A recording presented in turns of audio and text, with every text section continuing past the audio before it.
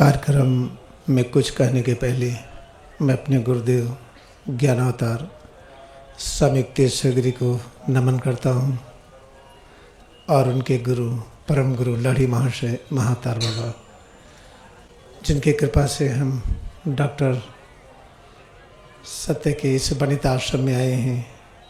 एक भाव के साथ, जैसा इस आश्रम का नाम है वनिता आश्रम, वैसे यहाँ से राष्ट्र के निर्माण, राष्ट्र के बनने की एक विचारधारा निकलेगी।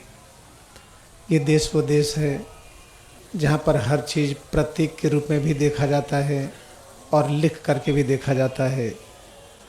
हमारे बीच में परम पूज्य जो दंडी स्वामी हैं, दंडी स्वामी का अभिप्राय क्या है? लहरी महाशय कहा करते थे कि जैसे जज लोग काली पोशाक पहनते हैं, डॉक्टर लोग सफ़ेद कपड़ा पहनते हैं, ऐसे जो दंड लेकर के चलते प्रतीक है कि प्राचीन भारत को ये बताते हैं, पहले कोई गलती करता था तो दंड स्वीकार करता था। और दंड स्वीकार करने का भाव क्या था? अपने सिर और रीढ़ में 5 ज्ञान की गांठें हैं, मूलाधार, स्वाधिष्ठान, मणिपुर, अनहद, विशुद्धि। फिर 6ठी गांठ भ्रूमध्य से लेकर के इस तरह से बनती है। आप देखिए दंड का प्रतीक आपको ये मिलेगा। हमारे अक्सर कई दंडी स्वामी आकर के साधना करके अपने हार्ट वगैरह की तकलीफ भी ठीक की है नए विचारण से।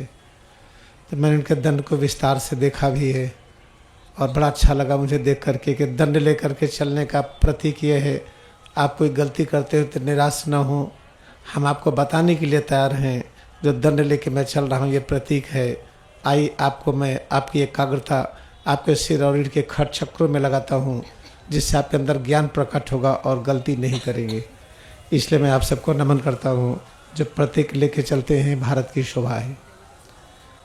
ऐसे जो स्वामी पद है, जैसे डॉक्टर एक पद भी है, इंजीनियर एक पद भी है, ऐसे स्वामी एक पद भी है जो अपने इंद्रियों का मालिक हो, अपने मन बुद्धि का मालिक हो, जो इंद्रियों के वश में न हो, मन और बुद्धि के वश में न हो, अपने जीवात्मा के वश में न हो, सीधा परमात्मा के निर्देश से सेवा करता हो, वो स्वामी पद है जो भारत में ही उत्पन्न होता है। विश्व के और किसी राष्ट्र में स्वामी और दंडी स्वामी आपको दिखाई नहीं पड़ेंगे। भारत वो भूमि है जहाँ पर ये बताती है कि हम केवल डॉक्टर और इंजीनियर का ही पद नहीं हमारे पास स्वामी का भी पद है, और इसमें एक महान पद है। दंडी स्वामी लेके चलते हैं बताने के लिए।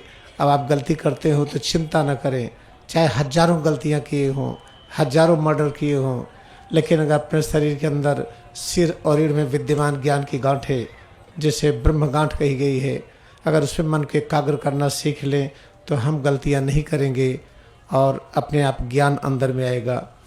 हमारा देश बताता है कि जेल में डालने से हम सही नहीं होंगे, हम दंड स्वीकार करने से सही होंगे। दंड का पर्याय पनिशमेंट हो गया जो गलत हो गया। दंड का पर्याय है कि हमारे सिर और रीढ़ की ज्ञान गांठियों में मन लगाइए तो हम अपने आप ज्ञानी हो जाएंगे। यहाँ जेल की आवश्यकता नहीं है। ऐसा हमारा देश है, महान देश, जो बहुत अच्छा लगता देख करके। जब स्वामी जी लोग चलते हैं सड़कों पर, मैं देख करके बड़ा खुश होता हूँ। मैं आज मुझे अवसर मिला है आपके बीच में बैठने का।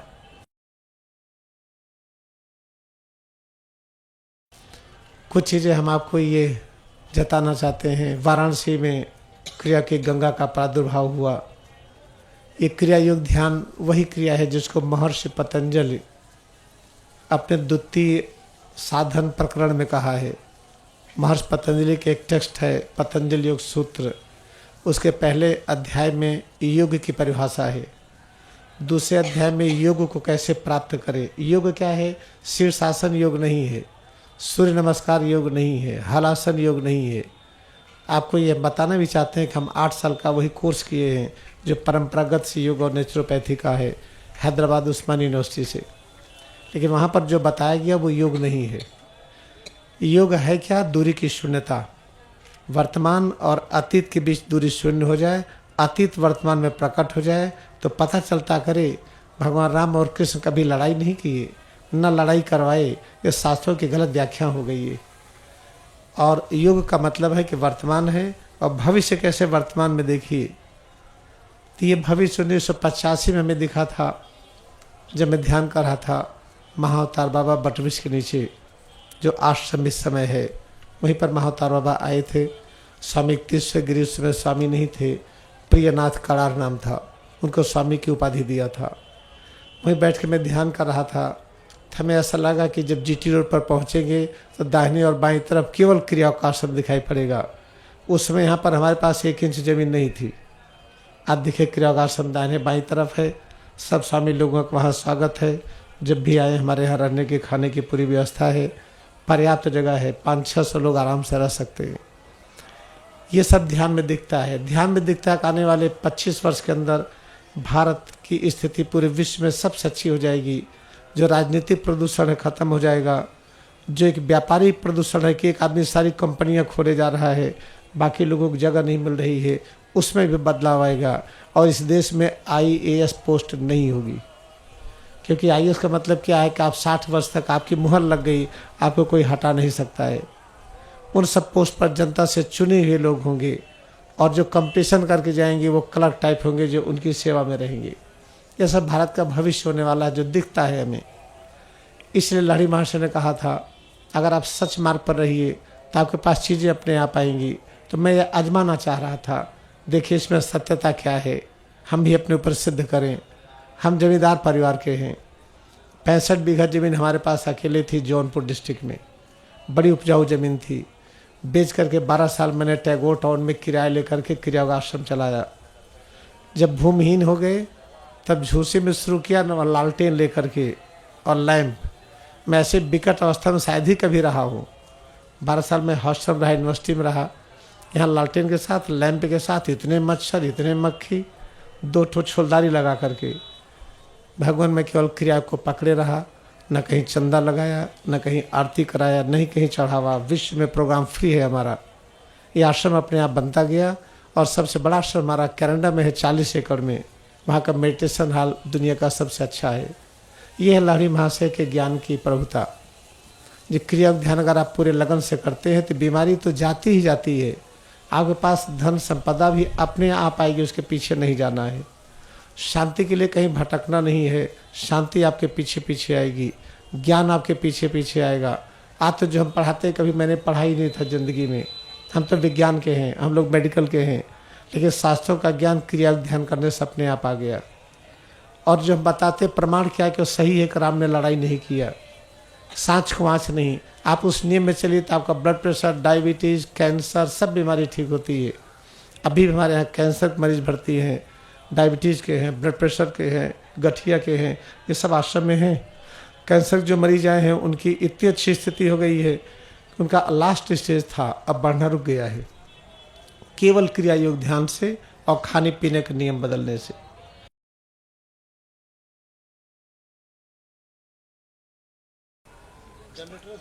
चाहे हम PhD हों, चाहे बहुत बड़े पैसे वाले हों, बहुत बड़ी नौकरी हो, कंपनी हो, हम क्रिया तब तक नहीं सीख पाएंगे जब तक हम ये संकल्प न ले कि हम किसी की निंदा नहीं करेंगे, किसी का अपमानित नहीं करेंगे और अपने शत्रु का भी हम वैसा हित चाहेंगे जैसा अपना चाहते हैं। इसलिए यही कि नियम है। हमें लगता है कि इसमें साधु समाज सबसे आगे है। जिस दिन हमारे देश के साधु समाज क्रियाओं के विशेषज्ञ हो जाएंगे और राजनीति अपने आप बदल जाएगी, न्यायपालिका अपने आप बदल जाएगी। न्याय हमारे साधु संत को देना चाहिए। न्यायपालिका वहाँ कहाँ न्याय मिलेगा जहाँ कागज़ के आधार पर है। आज हम बहुत आभारी हैं कि इस आश्रम का नाम ही है वनिता आश्रम। हमको लगता है कि राष्ट्र के बनाने में इसकी अहम भूमिका होगी और हमारे सम्मानित पूज्य स्वामी जी लोग इस पर अपनी प्रार्थना करके, अपना आशीर्वाद दे करके इसको ऐसा मुहिम चलाएं कि इस देश में न पैसे की कमी है, न सुविधाओं की कमी है। केवल पैसा, धन, सुविधा कुछ लोगों में संग्रहित है। जो अपना नाम चाहते हैं उनको कभी पद पर न बैठाइए। जो चाहते हो कि हम सबसे आगे हो जाएं, हमेशा धोखा देंगे। जो चाहते हैं कि हमारा नाम हो जाए, किसी भी क्राइम को कर सकते हैं वो। जो केवल महात्मा गांधी जी की तरह जो सेवा कार्य में लगा रहे और राष्ट्र का धन उसके पास जाए, कभी उसका बनर बांट नहीं होगी। यही लहरी महाशय ने कहा था जब स्वामी तीसरे गिरी से परमहंस योगानंद आज़ादी की बात कर रहे थे कि देश बड़ा गुलाम है, हम इसमें क्यों न भाग लें गुरुदेव। कहते नहीं, तुम अमेरिका के लिए बनाए गए हो। महावतार बाबा ने कहा है कि अमेरिका के वैज्ञानिक क्रियाओं के लिए अधिक उपयुक्त है इस समय, इसलिए वहाँ जाओ और आपके महासमाधि पहले देश आज़ाद हो जाएगा। 1952 में परमहंस योगानंद अमेरिका में महासमाधि लिए और महासमाधि के बाद उनके शरीर वैसे पड़ी रही, हफ्तों कोई परिवर्तन नहीं हुआ और उनके पहले देश आज़ाद हो गया। फिर एक तीर्थयात्री ने यह भी कहा था कि महात्मा गांधी इसके लिए पैदा हो चुके हैं और भविष्य में जितने भी राजनेता होंगे ये महात्मा गांधी के नियमों पर चलेंगे तभी जनता वोट देगी।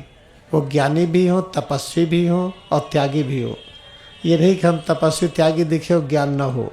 ज्ञान इस कदर का हो, जैसे महात्मा गांधी नोआखाली में जब गए, वहाँ सारे मुस्लिम भाई ने मंदिरों को तोड़ करके मस्जिद बना लिया था।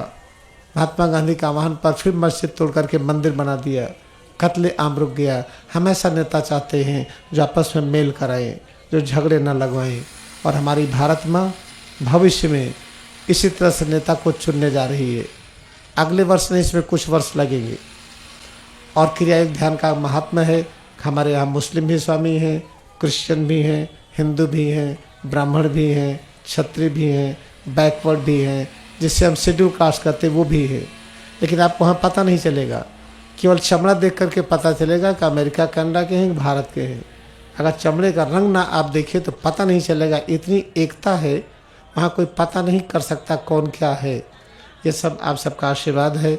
मुझे याद है जब 1996 में यहाँ पे अर्ध कुंभ मेला लगा था, हमें जगह सबसे VIP जगह दिया गया था त्रिवेणी रोड पर पहला कैंप। तो उसमें दंडी स्वामी लोग जा रहे थे बड़ी संख्या में, क्रिया देख करके बड़े खुश हो रहे थे। लेकिन हम भी अवसर नहीं पाए बात करने का, उनका भी अवसर नहीं लगा। हमारा बस विनम्र निवेदन ये है, यहाँ पर बैठ कर के ऐसी यज्ञ हो, ऐसी तपस्या हो कि इस देश में सब कुछ है। अगर सब लोग ठीक ठीक से हो जाएं, अमेरिका से अधिक संपन्न यहाँ का गांव होगा। अमेरिका के हर गांव में बढ़िया सड़कें हैं, हर घर में 24 घंटे की बिजली है, 24 घंटे टेलीफोन लाइन है। अमेरिका कनाडा के जो बर्फ़ का देश है, बर्फ़ के देश पर जो 4-4 फीट रात में बर्फ़ जम जाती है, सुबह मशीन आती बर्फ़ खाली कर देती है। हमारा देश उससे अधिक संपन्न है उन देशों से, लेकिन यहाँ का पैसे का तितर बितर हो गया है। बस आप लोग प्रार्थना करेंगे, मुझे पूरी उम्मीद है कि हमारा देश संपन्न होगा। और केवल वास्तविकता ये है कि हम भारत के प्रेम के कारण ही हम भारत में हैं। क्रिया का महत्व हमारा अमेरिका में ज़्यादा है। अमेरिका विश्वविद्यालय में 3 साल मैंने पढ़ा है, केवल 2-2 महीने वहाँ डिपार्टमेंट खुल गया है। क्रिया का आधार पर अमेरिका ने सर्वश्रेष्ठ वीज़ा हमें दिया जो भारत में किसी को नहीं मिला है। वहाँ जाते हैं, वहाँ पर आप ईश्वर के ऊपर नहीं बोल सकते हैं। ईश्वर या जीसस क्राइस्ट या क्रिश्चियनिटी या हिंदुज़म, हम वहाँ ईश्वर के ऊपर खूब बोलते हैं, लोग सुनते हैं।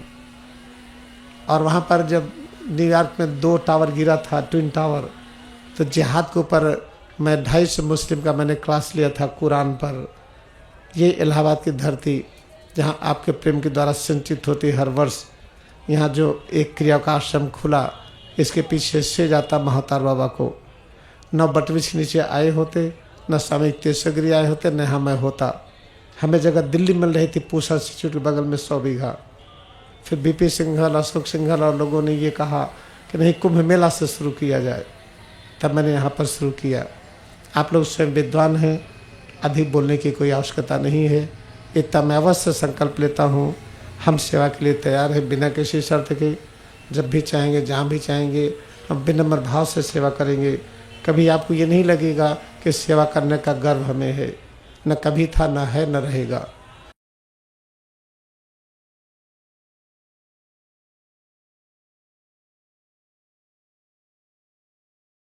और दूसरी चीज़, हम एक ये भी बताना चाहते हैं कि हम लीगल पेपर पर साइन करके देते हैं कि आपकी बीमारी ठीक हो जाएगी। दुनिया में कोई नहीं देता है। आप कोर्ट से लीगल पेपर लाइए, हम साइन करके अंगूठा लगा देंगे कि आपकी बीमारी ठीक होगी। एक शर्त है कि आप खुश होकर के क्रिया योग करिए, भारी मन से नहीं। हम ये भी नहीं कहते कि आप सही करिए, आप गलत ही करिए, लेकिन खुश होकर के करिए, प्रसन्नता से करिए। जैसे हम आपको प्रेम करें, पता नहीं प्रेम करने का तरीका क्या है, जो भी हमें आता हो हम अपने नियम से आपको प्रेम करें। ठीक वैसे ही जो पूरी भक्ति से, पूरे प्रेम से क्रिया का अभ्यास करेगा, जैसे हमें बिना पढ़े शास्त्रों का ज्ञान आ गया, ऐसे सभी को आ जाएगा।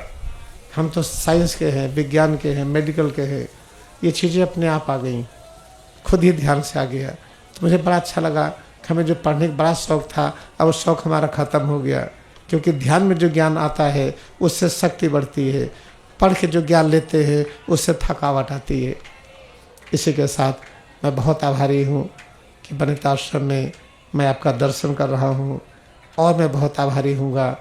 आइए हम लोग मिलकर के राष्ट्र को ऐसा दिशा दे दें कि जो पद के लिए लड़ना चाहता हो वोट नहीं मिलेगा। जो कोई पद के लिए न लड़ रहा उसको ढूंढिए कौन होगा गांव शहर में, जो अपने माता पिता की सेवा करता हो, अपने यहाँ जानवरों की सेवा करता हो, पेड़ों की भी करता हो, परिवार का करता, पड़ोसी करता हो, वही राष्ट्र की सेवा कर पाएगा। आज हो गया सेवा करने वाले वहाँ नहीं हैं, वहाँ कोई और है। सेवा करने के लिए नौकर बुलाए जाते हैं। भविष्य उसी तरफ जा रहा है। हम आपसे आशीर्वाद चाहते हैं, आपसे प्रार्थना चाहते हैं। इसी छोटे से उद्बोधन के साथ